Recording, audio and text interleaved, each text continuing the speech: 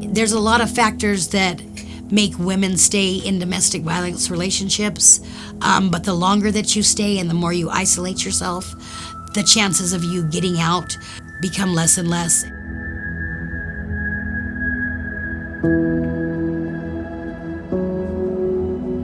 During my lifetime, I've had about 5 friends that died because of domestic violence, and it's serious. Like, all it takes is one hit in the head. I got hit in the head so hard that it detached my retina. I've been drugged down the street by my hair with a gun to my head.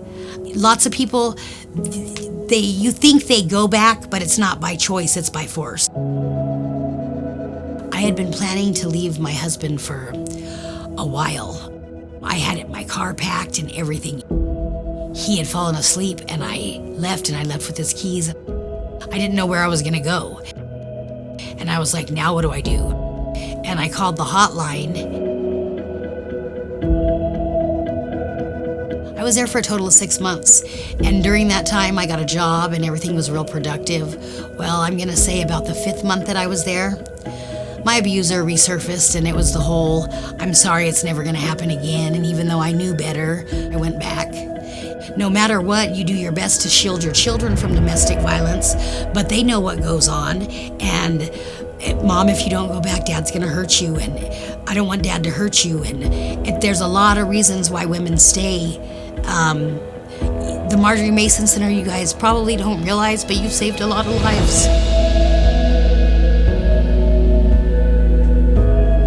They say that the average person, it takes them 7 times to really leave.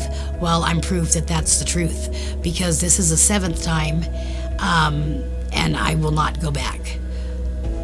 I will not go back. After like 3 days in that environment, you walk by the mirror and you're like, hey, I know that person. And you start to be able to like come out of your shell. It's like a process that you go through, but it's almost like hatching. And I just have hatched all the way, and that eggshell I don't need at all anymore. I want to be able to live, not just exist. I know that as long as I love myself and I love God, that's all I need. That's all I need. God will make a way. What I learned at the Marjaree Mason Center is that you don't have to be a victim. You can get help. All you have to do is ask for it. When you're abused, it steals your hope. You become inverted, and you don't know what's going on in daily life, let alone the resources that are available to you. And the Marjaree Mason Center, they've saved my life, and you guys have no idea how many other lives that they've saved. If you're somebody that needs your life saved, just talk to the Marjaree Mason Center. That's the first step. And get in there.